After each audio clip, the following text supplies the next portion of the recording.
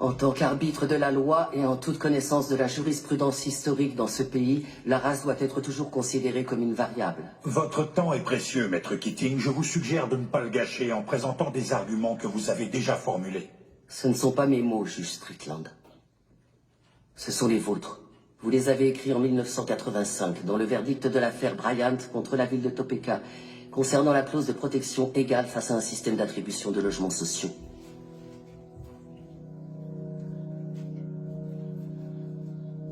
Le racisme fait partie de l'ADN des États-Unis d'Amérique.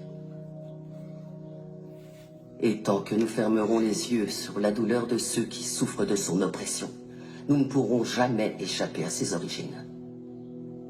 Le seul garde-fou dont peuvent bénéficier les personnes de couleur, c'est le droit de se défendre, et nous ne leur accordons même pas.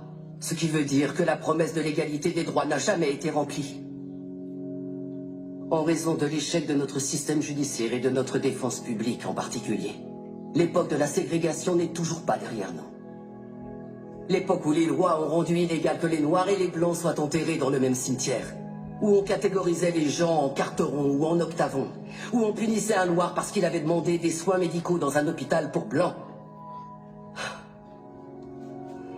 Certains prétendent que l'esclavage est révolu. Mais allez dire ça aux prisonniers qui sont parqués dans des cages et à qui on dit qu'ils n'ont pas le moindre droit. Des personnes comme mon client Nathaniel Leahy et des millions d'autres personnes comme lui qui sont enfermées dans nos prisons et reléguées à une existence indigne d'un être humain. Il n'y a aucune alternative à la justice dans cette affaire. Il n'y a pas d'autre option. Prendre une décision à l'encontre de mon plaignant, c'est choisir de remplir les poches des propriétaires de prisons, plutôt qu'offrir une défense digne de ce nom à tous ceux qui y sont enfermés. Est-ce que c'est l'Amérique dans laquelle veut vraiment vivre cette cour? Un pays où l'argent a plus d'importance que l'humanité? Où la criminalité est confondue avec les troubles mentaux?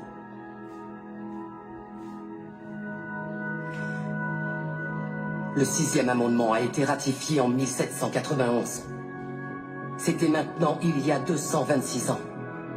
Je pense qu'il est donc temps de réellement garantir ces droits à tous nos citoyens.